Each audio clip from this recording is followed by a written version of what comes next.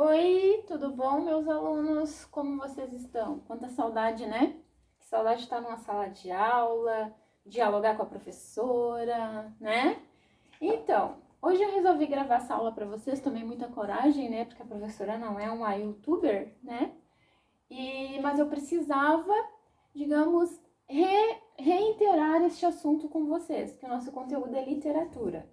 Vocês lembram lá nas primeiras aulas de literatura que eu perguntei para vocês o seguinte: o que é literatura e qual a sua importância para a sociedade? Vocês estão lembrados disso, né? Aí, inclusive, a gente debateu um pouco sobre, cada um me respondeu o que entendia de literatura. Eu pedi para vocês pesquisarem e me fazerem uma redação sobre a literatura. Nem todos me entregaram, né, pessoal? E aí eu comentei com vocês que eu não ia corrigir aquelas redações, que aquelas redações iriam ficar, porque nós iríamos trabalhar redação e que vocês iriam corrigir naturalmente com o decorrer das aulas.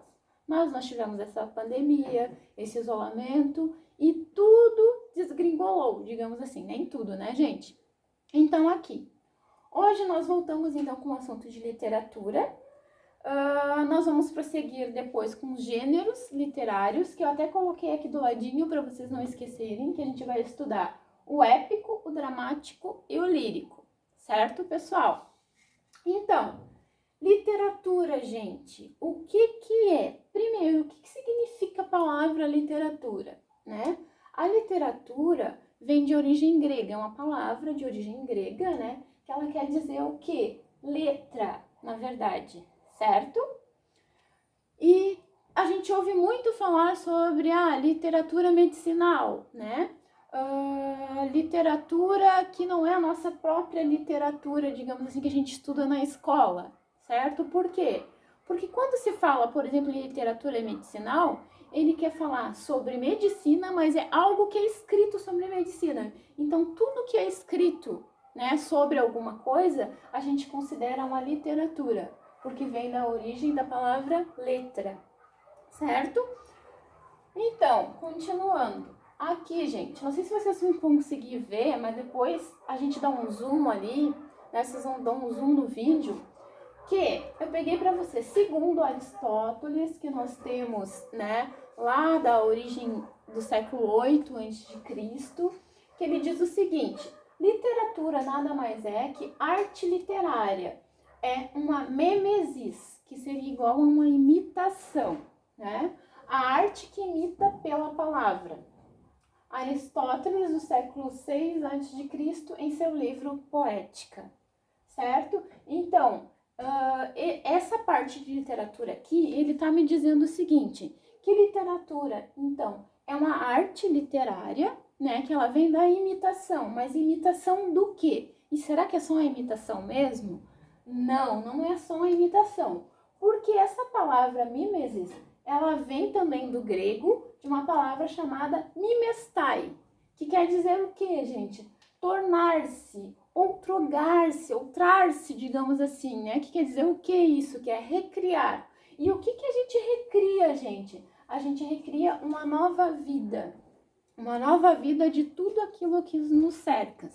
Vocês lembram que eu falei para vocês também que é importante a gente ter conhecimento de mundo? É importante a gente saber sobre tudo que se passa no mundo da gente, que quanto mais informações que nós tivermos, entendermos o que está acontecendo, melhor pra gente. Então a literatura também está dentro disso, porque a literatura, além de ser uma expressão artística e de procurar o belo, como numa arte, por exemplo, na pintura de um quadro, ou como numa música que tenha um som musical com musicalidade, né? A literatura também, ela procura palavras, mas palavras que, na verdade, tornam a realidade daquele ser humano mais artístico e mais belo. Então, literatura é o uso da palavra como matéria-prima, porque ele utiliza a palavra como ferramenta, certo? E também resulta do quê? Da sensibilidade humana.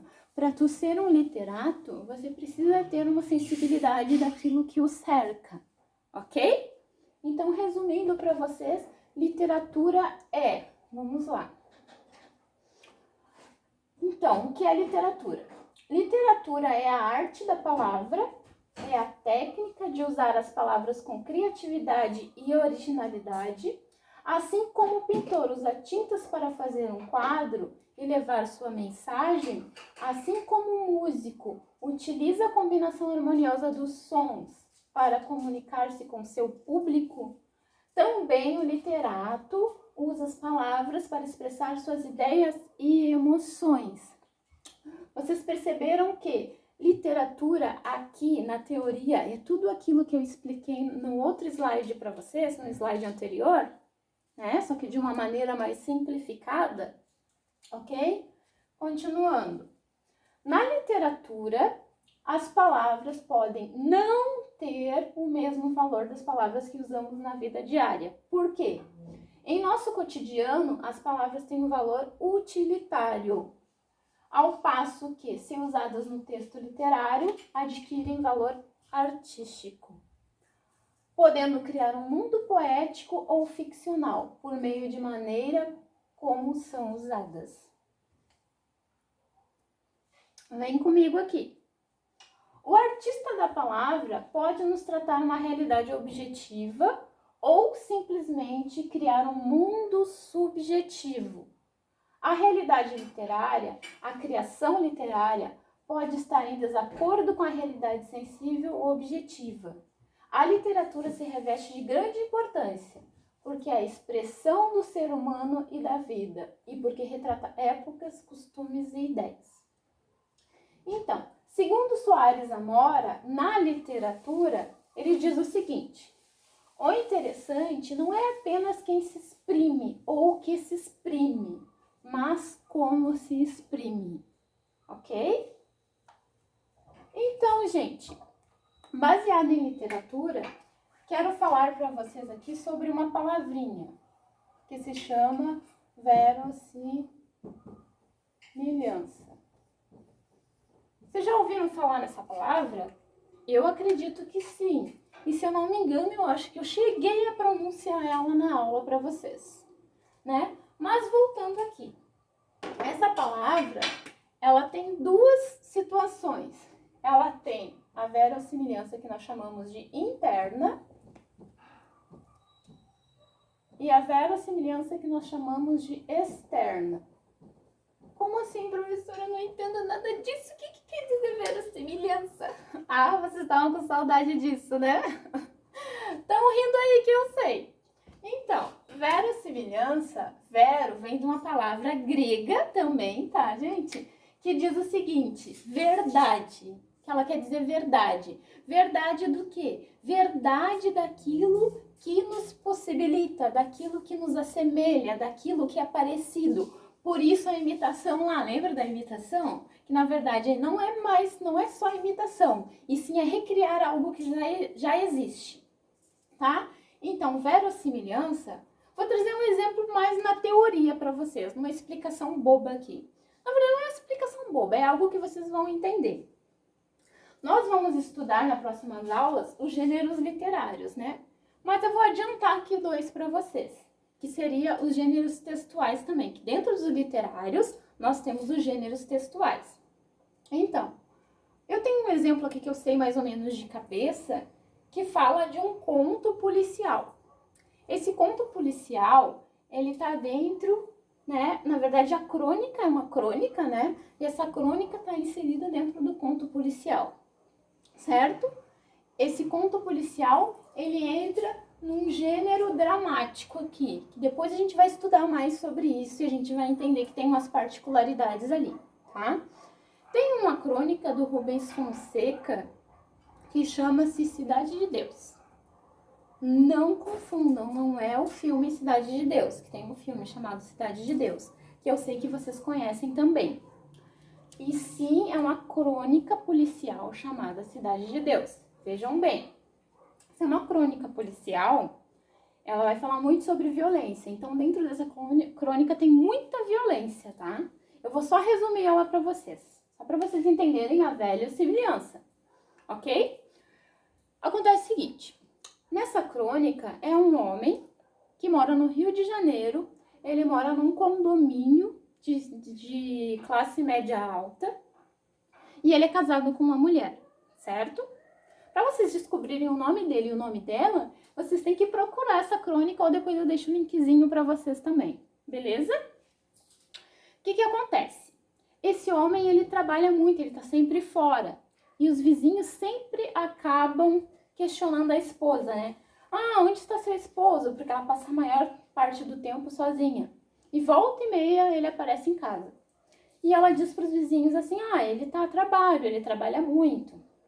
Só que, na verdade, né, ele é um traficante, ele trafica numa favela próxima, lá do Rio de Janeiro. E aí, nessa crônica, conta onde que é esse lugar, onde que é essa favela, onde que é o condomínio dele. Tem toda a parte de tempo e espaço lá. Eu só tô resumindo para vocês. Certo dia, ele chega em casa e a mulher dele diz pra ele, amor, você é capaz de matar por mim? E ele, sim, meu bem, né? E ela, então, eu queria que tu se vingasse de mim numa mulher. Queria que você matasse ela por mim. O que você seria capaz de fazer por mim? Ah, meu bem, eu seria capaz de cortar a mão de um menino, né, lá do meu trabalho, que tenha me passado para trás. Não são bem essas palavras, eu só tô resumindo para vocês, tá? Então ela diz, então você mata, só que eu não quero que você mate ela. Eu quero que você mate o filho dela. Olha, pensa bem, mate o filho dela. Porque matando o filho dela, ela vai sofrer mais. Se você matar ela, ela nem vai sofrer. Aí ele pensa e pergunta, mas por que, meu bem? Por que tu quer matar ela? Ah, é porque ela é a namorada do meu ex? Tá, mas então tu quer que eu mate ela porque você tá com ciúmes dela com seu ex?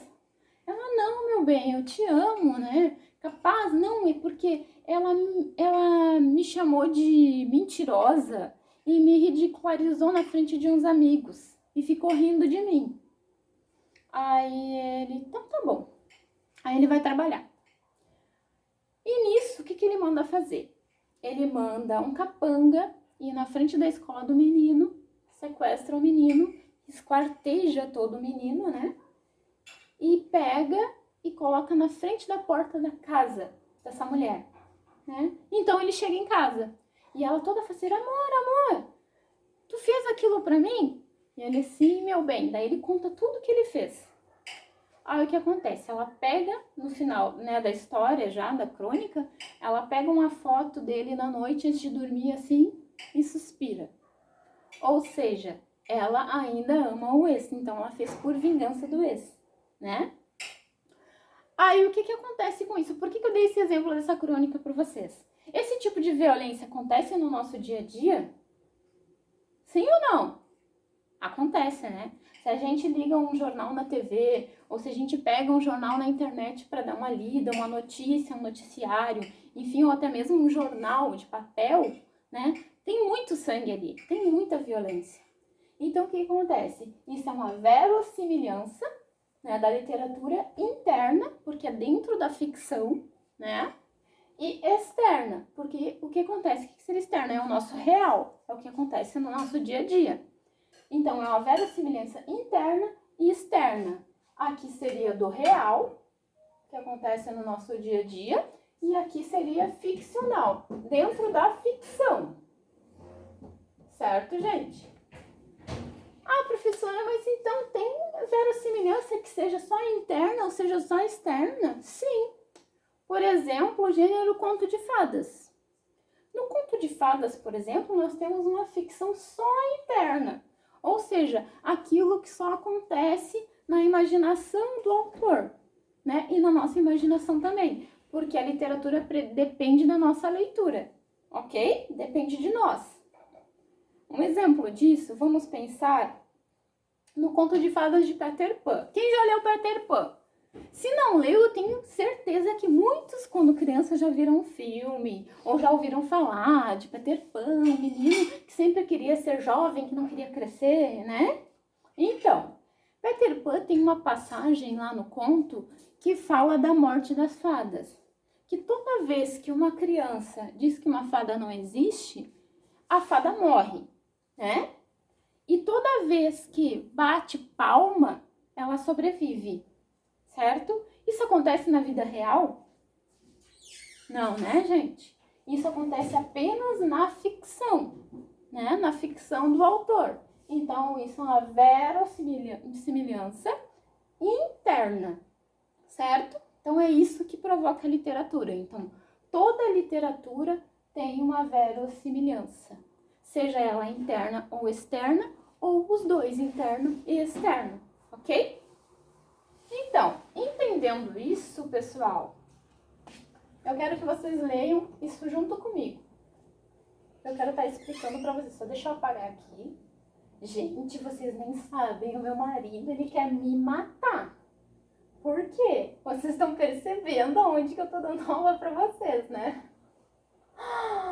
Sim, gente, na TV. Vocês acreditam que eu fiz esse teste?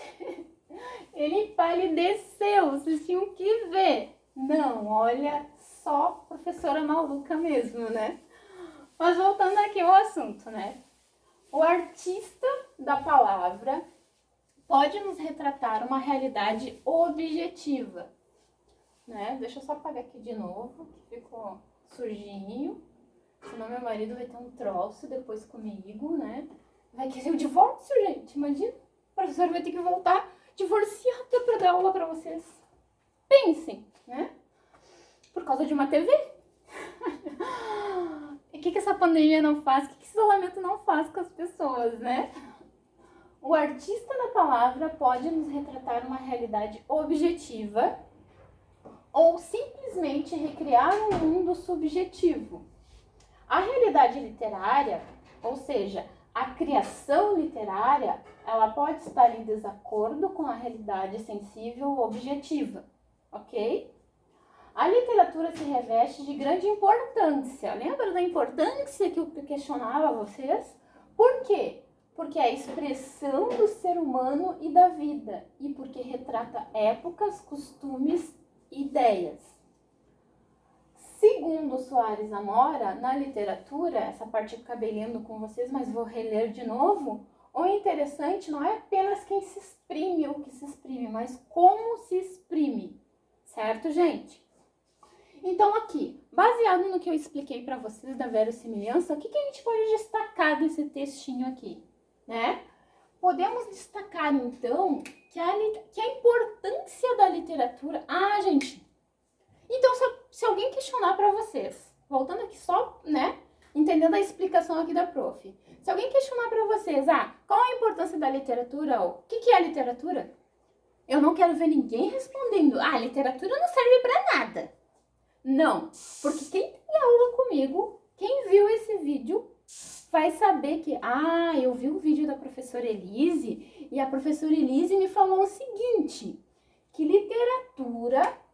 né, ela é importante porque ela expressa, né, o ser humano e a vida. Então, literatura, a importância dela é a expressão do ser humano e a nossa vida. Entende? A literatura, então, ela é importante porque ela expressa o quê? A expressão do ser humano e da vida. Nunca esqueçam disso. A literatura é importante porque ela é a expressão do ser humano e da vida, certo? E também porque, né, dos exemplos que eu dei lá para vocês, porque ela retrata épocas, né? Ela retrata costumes e ela retrata ideias. O que a gente viu de exemplo lá na verossimilhança? Que lá na crônica lá do Rubem Fonseca, nós vimos que ele retratou um momento, ele retratou um costume, né? E ele retratou uma ideia, mesmo sendo meio que macabro e violento. Teve a ideia lá. Mesma coisa com o conto de fadas.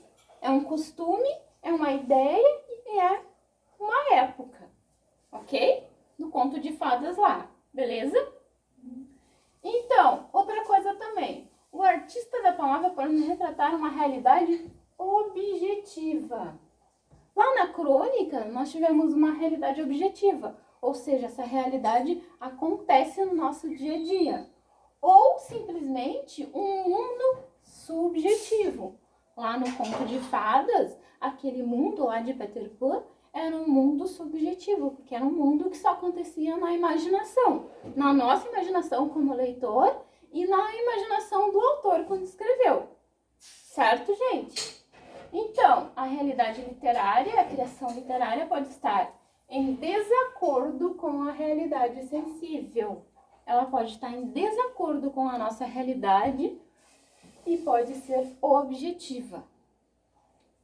Belezinha até então? Tudo certo?